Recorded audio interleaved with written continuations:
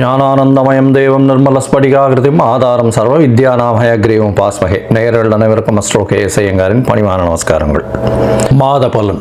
விஸ்வாவசு வருஷம் மார்கழி மாதம் 16/12/2025 14/1/2026 வரலும் உண்டான நாட்கள். இந்த காலகட்டத்தின் பலன்கள் மேஷம் முதல் மீனம் வரை எப்படி இருக்குன்னு பார்க்கலாம், ஒரு ராசிக்கும். அதற்கு முன்னாடி இந்த மாதத்தினுடைய மார்கழி மாதத்தினுடைய கோல்சாரம் என்ன அப்படின்றத பார்ப்போம். அதற்கு பிறகு மார்கழி மாதத்தில் வரக்கூடிய விசேஷ நாட்கள் என்னன்றதை பார்ப்போம். பொதுவாகவே மாத கிரகங்கள்னு சொல்லக்கூடிய சூரியன், செவ்வாய், புதன் மற்றும் சுக்கிரனுடைய மாறுதல்களை வச்சு மாதத்தினுடைய பலன்களை சொல்லுவோம். சூரியன் ஒரு ராசியிலிருந்து அடுத்த ராசிக்கு செல்றதை சௌரமான மாதம் என்பதை வச்சு நம்ம மார்கழி அப்படின்ற தனுர் மாதம் அப்படின்னு சொல்லக்கூடிய மார்கழி மாதத்தை கொண்டாடுறோம். இந்த மார்கழி மாதம் அப்படின்றது தட்சிணாயனத்தின் கடைசி மாதம். அதாவது 6 மாதம் உத்தராயணம், 6 மாதம் தட்சிணாயனம். அதனால் 6 மாதம் ஆடி மாதத்துக்கு அப்புறத்துலேருந்து பார்த்தாலேயானால் உங்களுக்கு 6 மாதம் தனுர் மாதம் வரலும் தட்சிணாயனம் வரும். இந்த தட்சிணாயனத்தினுடைய முதல் மாதமும் கடைசி மாதமும் ஆண்டவனுக்குன்னே உரித்தாக சொல்லக்கூடியது. அதனால் வீட்டு ஃபங்க்ஷன்ஸ் எல்லாம் அந்த மாதிரிலாம் இருக்காது. பொதுவான ஃபங்க்ஷன்ஸ், அதாவது கோவில்கள் அந்த மாதிரியான பொதுவான ஃபங்க்ஷன்ஸ் தான் இருக்கும். இந்த கோவில்கள், அதாவது இந்த மார்கழின்னு சொன்னாலே கோவில்களில் திருப்பாவை, திருவம்பாவை, ஆண்டாளுக்கும் சரி, நாயன்மார்களுக்கும் சரி, மிகப்பெரிய சிவன் கோவிலுக்கும் சரி, வைணவ திருத்தலங்களுக்கும் பெரிய ஏற்றத்துடன் இருக்கக்கூடிய விஷயங்களாக சொல்கிறது. மார்கழி மாதம் கார்த்தால ஒரு 3-3:30 மணிக்கு பஜனை, அதாவது திருப்பாவையும் திருவம்பாவையும் சொல்லிட்டு போகிறது, இதெல்லாம் ரொம்ப பெரிய விஷயமாக பார்க்கப்படுறது. ஓசோன் அப்படின்னு சொல்லக்கூடிய ஆக்சிஜன் அதிகமாக இருக்கக்கூடிய நேரமும் அந்த காலகட்டத்தில் இருக்கும். அதனால் early மார்னிங் மார்கழி மாதத்தில் முடிச்சுக்கிறது அப்படி ரொம்பவும் விசேஷம். உடல் நலத்துக்கும் மிகப்பெரிய ஏற்றத்தை கொடுக்கும். அப்படின்றதுனால மார்கழி ரொம்பவுமே விசேஷம். கடைசி மாதம் தட்சிணாயனத்தில் இது அதாவது தேவர்களுக்கு, தெய்வங்களுக்கே உண்டான மாதம். இந்த மாதத்தினுடைய கோல்சாரம் என்ன அப்படின்றத பார்ப்போம். முதல்ல பார்த்தாலேனால் காலபுருஷ தத்துவத்தின் 4ஆம் ராசியில் இருக்கக்கூடிய குரு பகவான் வக்ரகதியில் இருக்கார். வக்ரகதியில் இருக்கக்கூடிய குரு பகவான் மாதம் பிறந்து ஒரு 5 நாளில் புனர்பூசம் 4ஆம் பாதத்திலிருந்து புனர்பூசம் 3ஆம் பாதம் போய்டுறார். அதாவது 21/12 அன்னைக்கு புனர்பூசம் 3ஆம் பாதம் மிதுன ராசிக்கு போய்டுறார். இந்த காலகட்டத்தில் மாதம் பிறக்கும் பொழுது கேது இந்த மாதத்தில் 5ஆம் ராசியான சிம்மத்தில் இருக்கார். இந்த மாதத்தில் 8ஆம் ராசின்னு சொல்லக்கூடிய விருச்சிகத்தில் புதனும் சுக்கிரனும், தனுசுல சூரியனும் செவ்வாயும், கும்பத்தில் சனியும் ராகுவும் இருக்கா. இந்த மாதத்தில் வரக்கூடிய மாற்றங்கள்னு பார்த்தோம்னா 21ஆம் தேதி குரு வக்ர நிலையில் இருக்கக்கூடிய குரு புனர்பூசம் 4ஆம் பாதத்திலிருந்து புனர்பூசம் 3ஆம் பாதம் மிதுன ராசிக்கு போடுறார். 22ஆம் தேதி புதன் இந்த மாதத்தில் 22/12/2025 அன்னைக்கு விருச்சிகத்திலிருந்து தனுசுக்கு போகிறார். அதற்கப்புறம் 27ஆம் தேதி சுக்கிரன் இந்த மாதத்தில் 22ஆம் தேதி சுக்கிரன் விருச்சிகத்திலிருந்து தனுசுக்கு போகிறார். 27/12/2025 அப்போ புதன் விருச்சிகத்திலிருந்து தனுசுக்கு போகிறார். அதுக்கப்புறம் மாத கடைசியில் பார்த்தாலேயானால் 11/1/2025 அன்னைக்கு புதன் தனுசுவிலிருந்து மகரத்திற்கும், அதற்கு பிறகு செவ்வாய் தனுசுவிலிருந்து மகரத்திற்கு 14/1/2026 போகிறார். ஸோ இந்த மாதம் பார்த்தாலேயானால் 21ஆம் தேதி 21/12 குரு வக்கர நிலையில் மாறுறார். அதற்கு பிறகு சுக்கிரன் 22ஆம் தேதி தனுசுக்கு போகிறார்.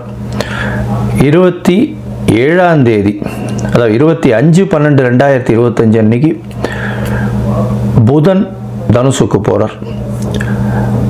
11/1/2026 அன்னைக்கு தனுசில் இருக்கக்கூடிய புதன் மகரத்திற்கு போகிறார். அதற்கு பிறகு இந்த மாதத்தின் கடைசி நாளான 30ஆம் நாள், அதாவது 14/1/2026 அன்னைக்கு செவ்வாய் தனுசுவிலிருந்து மகரத்திற்கு மாறுறார். இது இந்த மாதத்தினுடைய மாற்றங்கள். சரி, இந்த மாதத்தில் வரக்கூடிய விசேஷ நாட்கள் என்ன அப்படின்னு பார்த்தோம்னா, இந்த மாதம் மொத்தமே விசேஷம்தான். ஏன்னா 12 ஆழ்வார்களில் பெண்ணுன்னு சொல்லக்கூடிய ஆண்டாளின் மிக முக்கியமான மாதம் திருப்பாவை சொல்லி வச்ச 30 நாட்கள் வரக்கூடியது. இந்த மாதத்தில் பார்த்தலையானால் 19/12 அன்னைக்கு ஹனுமத் ஜெயந்தி, மார்கழி மூல நட்சத்திரம். அதற்கு பிறகு பார்த்தலையானால் 20ஆம் தேதி அன்னைக்கு அமாவாசை. இந்த மாதத்தில் பார்க்கும்பொழுது 30ஆம் தேதி வைகுண்ட ஏகாதசி. இந்த வருஷத்தினுடைய, அதாவது மார்கழி மாதத்தில் வரக்கூடிய ஏகாதசி, வளர்பிறை ஏகாதசி, வைகுண்ட ஏகாதசி வருது.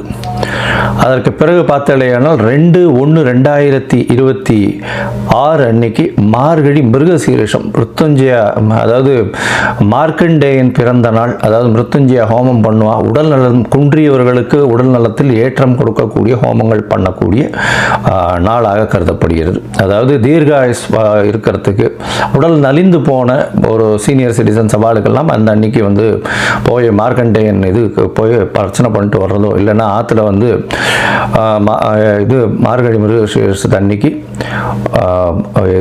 அதாவது உடல் நலம் நல்லபடியாக ஏற்றமாக இருக்கணும்னு வந்து பூஜை பண்ணுறது நல்ல விசேஷம். அதற்கு பிறகு 3/1/2026 அன்னைக்கு ஆருத்ரா, திருவாதிரை நட்சத்திரம், பௌர்ணமி வேறு. ஏன்னா திருவாதிரைன்னும் போது பௌர்ணமி, தனுர் மாதம் வரக்கூடிய பௌர்ணமி ஆருத்ரா சிவன் கோவிலில் மிகப்பெரிய விசேஷம் கொண்டாடக்கூடியது. அது விரதம் இருந்து அந்த ஆருத்ரா தரிசனம் முடிச்சுட்டு தான் வந்து எல்லாருமே வந்து சாப்பாடு சாப்பிடுவாங்க. ஆருத்ரா களி ரொம்பவுமே விசேஷம். இந்த மாதம் பார்த்தலையானால், அதாவது 11/1/2026 அன்னைக்கு கூடாரை வெல்லும் சேர் கோவிந்தா உந்தன்னை அப்படின்னு 27வது பாசுரம் வரக்கூடியது. அதாவது கூடாரை வல்லின்னு சொல்லக்கூடிய 27வது பாசுரம். அது மிகவும் வசதியான பாசுரமாக சொல்லப்படுகிறது. அதற்கு பிறகு 14/1/2026 அன்னைக்கு போகி பண்டிகை. போகி பண்டிகை பழையன கழிதலும் புதியன புகுதலும்னு சொல்லக்கூடியது. தேவையற்ற விஷயங்கள் எதையும் வச்சுக்காமல் வெளியில் போட்டுட்டு, அதாவது மனசுக்குள்ளே இருக்கிறதும் சரி வெளியில் இருக்கிறதும் சரி அகமும் புறமும் தூய்மை அடையக்கூடிய ஒரு விஷயம். ஏன்னா அதுக்கு அடுத்த நாள் வந்து மகரத்துக்கு போகிறார் சூரியன். உத்தராயணம் பிறகுறது மிகப்பெரிய ஏற்றமான காலம். எல்லா விதமான நன்மைகளும் நடக்கக்கூடிய காலம். இப்போ நடந்ததை விட அதிகப்படியாக நடக்கக்கூடிய விசேஷங்கள் உண்டு. சரி, இப்போ மேஷம் முதல் மீனம் வரை ஒரு ராசியாக என்னென்ன மாற்றங்கள் என்னென்ன ஏற்றங்கள் இருக்குன்னு பார்ப்போம். அதுக்கு முன்னாடி என்னுடைய மொபைல் நம்பர் கீழே ஸ்க்ராலிங்கில் போயின்னு இருக்கோம். உங்களுக்கு அஸ்ட்ராலாஜிக்கல் கன்சல்ட் தேவைப்பட்டதுன்னா எனக்கு ஃபோன் பண்ணுங்க. உங்களுடைய date, time, place of birth கொடுங்க. உங்களுடைய ஜாதகத்தை போடுறேன்.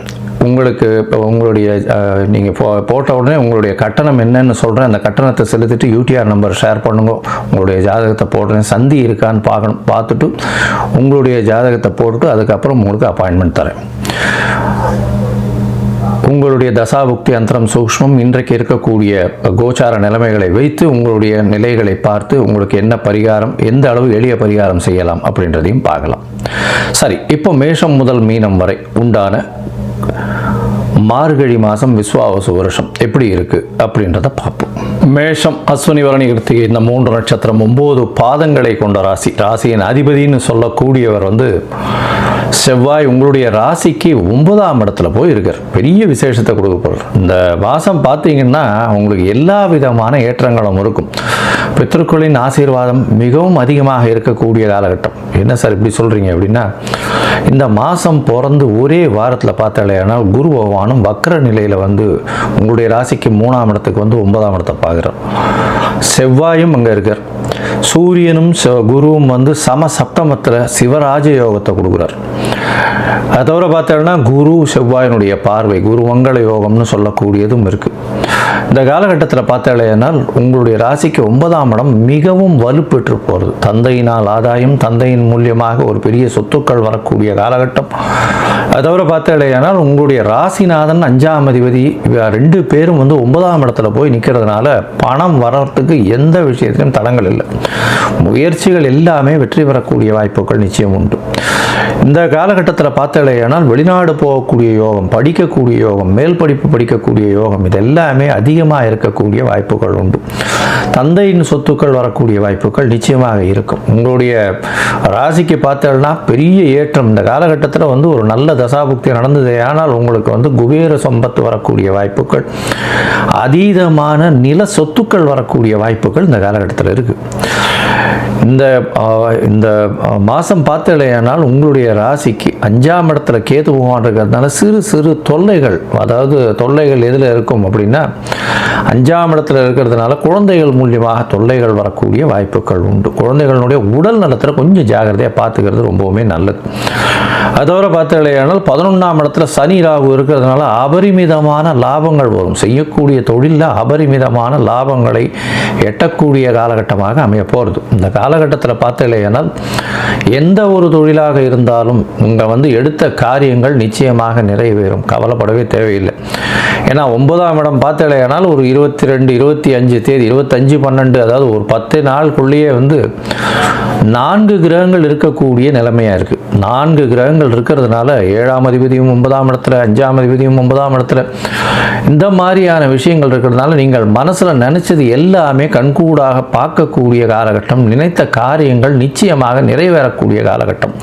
ஏன்னா 3ஆம் அதிபதி, 5ஆம் அதிபதி, 7ஆம் அதிபதி எல்லாருமே 9ஆம் இடத்துல போய் நிற்கிறார். 9ஆம் இடம்னு சொல்லக்கூடியது திரிகோணஸ்தானம். அதுவும் பூர்வ புண்ணிய புத்திர ஸ்தானத்தை விட, அதாவது 9ஆம் இடம் தந்தை தகப்பன் ஸ்தானம், பித்ருக்களினுடைய ஸ்தானம்னு சொல்லக்கூடியது. அதனால் இந்த 9ஆம் இடத்தை வைத்தே ஒருத்தர் மேல் படிப்பு படிக்கிறது, வெளிநாடு போகிறது, வெளிநாட்டுக்கு போய் படிக்கக்கூடியது, இது எல்லாவற்றிலும் உங்களுக்கு பெரிய மேன்மை கிடைக்கக்கூடிய காலகட்டமாக அமைய போகிறது. இந்த மாதம் பார்த்தலையானால் உங்களுக்கு 11ஆம் இடத்துல இருக்கக்கூடிய சனி பகவானும் சரி, ராகு பகவானும் சரி அள்ளி கொடுக்கக்கூடிய காலகட்டம். இவ்வளவு நாளாக பணத்திற்கு தட்டுப்பாடு இருந்திருக்கும். உங்கள் கையில் இப்போ பார்த்தலையானால் பணம் சரளமாக புரளக்கூடிய வாய்ப்பு மிகவும் அதிகமாக இருக்கும். ஏன்னா சனி பகவானையும் வக்கர குரு வேற பார்க்க ஆரம்பிச்சிடுறார். அதனால் குருவும் ராகுவும் பார்க்கறதுனால அதீதமான லாபம் வரும். ராகுவுக்கு வக்கர கிரகங்கள் பார்த்தாலோ வக்கர கிரகங்களோடு சேர்ந்து இருந்தாலோ அதீதமான ஒரு பலனை அள்ளி கொடுப்பார். அதுவும் 11ஆம் இடத்துல போய் இருக்கிறது அதீத பலனை கொடுக்கக்கூடிய காலகட்டம். எந்த தொழில் செஞ்சீங்கன்னாலும் அந்த தொழிலில் அபரிமிதமான லாபம் வரும். எதிர்பாலினத்தவர் மூலியமாக நல்ல ஒரு ஏற்றமான விஷயங்கள் கிடைக்கும். அதோட பார்ட்னர்ஷிப் பிஸ்னஸில் எடுத்த விஷயங்கள் நிச்சயம் கைகூடக்கூடிய காலகட்டமாக அமைய போகிறது. இந்த மாதத்தில் பார்த்தலையானால் அதுவும் மருத்துவம் சம்பந்த, அது தவிர இந்த நெருப்பு சம்பந்த, இரும்பு சம்பந்தம் இது, அது தவிர இந்த ஸ்டிச்சிங்னு சொல்லக்கூடிய இந்த இது தையல் வேலை செய்பவர்கள், அவர்களுக்கெல்லாம் ஆட்டோ ஓட்டுநர்கள், அது தவிர சமையல் கலை வல்லுநர்கள், இந்த வீரர்கள், அதாவது யூனிஃபார்ம் சர்வீசஸில் இருக்கிறவங்களுக்கு, சோல்ஜர்ஸ், அவங்களுக்கெல்லாம் பார்த்தீங்கன்னா அதீதமான ஒரு பெரிய ஏற்றம் கிடைக்கக்கூடிய காலகட்டமாக அமைய போகிறது. இந்த மாதத்தில் பார்த்தலையானால் நீங்கள் எடுத்த காரியங்கள் நிச்சயமாக ஜெயமாகும். மொத்தத்தில் பார்க்கும்பொழுது இந்த மேஷராசிக்காரர்களுக்கு அபரிமிதமான ஏற்றமான காலம். 9ஆம் இடம் வலுப்பெற்று போகிறதுனால எடுத்த காரியங்கள் நிறைவேறும். தந்தையின் சொத்துக்கள் வரக்கூடிய காலம். உங்களுடைய ராசிநாதனும் 9ஆம் இடத்துல இருக்கிறதுனாலையும் திரிகோணத்தில் இருக்கிறதுனாலையும் திரிகோணாதிபதியால், அதாவது குருவினாலேயே பார்க்கப்படுறதுனாலையும் பெரிய ஏற்றம் கிடைக்கும். புதிய வீடு மனை சொத்துக்கள், அதாவது மூதாதையர்கள் சொத்துக்கள் சேரக்கூடிய காலகட்டமாக அமையும். குழந்தைகள் மூலியமாக பெருமை சேரும். குழந்தைகள் உடல்நிலையில் சற்று பின்னடைவு இருக்கும், இருந்தாலும் குழந்தைகள் மூலியமாக பெருமை சேரும். செய்யக்கூடிய தொழிலில் அதீதமான ஏற்றம் இருக்கக்கூடிய காலகட்டமாக அமையும். அதோட பார்த்தீங்கன்னா உங்களுடைய பார்ட்னர்ஷிப் தொழிலில் மிகப்பெரிய ஏற்றம் இருக்கும். எதிராளிகள் மூலியமாக பணவரவிற்கு பஞ்சம் இருக்காது. செய்யக்கூடிய வியாபாரத்தில் அதீதமான லாபங்கள் இருக்கக்கூடிய காலகட்டமாக அமைகிறது. இந்த காலகட்டத்தில் நீங்கள் அருகில் இருக்கக்கூடிய வடபழனி முருகன் கோவில் போயிட்டு வாங்க. முருகன் கோவில் போயிட்டு முருகனை சேவித்து விட்டு வாருங்கள். மஞ்சள் கலர் துண்டு அங்கே தானம் கொடுத்துட்டு வாங்க முருகனுக்கு. அது மிகப்பெரிய ஏற்றத்தை கொடுக்கும். அதோட பார்த்தீங்கன்னா உங்களுக்கு வரக்கூடிய சந்திராஷ்டம நாள் அப்படின்னு சொல்லக்கூடியது, அதாவது உங்களுடைய முயற்சிகள் நிச்சயமாக வெற்றி பெறும். இருந்தாலும் சில நாட்கள் உங்களுடைய முயற்சிகளை தள்ளி வைக்கிறது நல்லது. அந்த சில நாட்கள்னு சொல்லக்கூடிய சந்திராஷ்டம நாட்கள். சந்திர பகவான் 8ஆம் இடத்துல மறைந்திருக்கும் பொழுது வரக்கூடியது சந்திராஷ்டம நாள். இந்த சந்திராஷ்டம நாள் அன்னைக்கு பார்த்தேலையானால், அதாவது 17/12/2025 19/12/2025 வரும். இந்த மாதம் பிறந்த உடனே 2வது நாள்லேருந்தே உங்களுக்கு சந்திராஷ்டம காலம் ஒரு 3 நாள் இருக்கு. சந்திராஷ்டம காலம் எல்லா நட்சத்திரக்காரர்களுக்கும் ஒரே இதில் வருமா அப்படின்னா, உங்களுடைய நட்சத்திரத்துக்கு 17வது நட்சத்திரம் எதுவோ அந்த நாள் மட்டும் ரொம்ப ஜாகிரதையாக இருக்கும். எந்த ஒரு கமிட்மெண்ட்டும் கொடுக்காதீங்க. யாருக்கும் வாக்குறுதி கொடுக்கறது, ஜாமீன் கையெழுத்து போடுறது, அவருக்காக நீங்கள் பண்ணுறது, தேவையில்லாத விஷயங்களை தலையை கொடுக்கறது, இதெல்லாம் உங்களுக்கு பெரிய பின்னடைவை ஏற்படுத்தக்கூடிய வாய்ப்புகள் நிச்சயமாக உண்டு.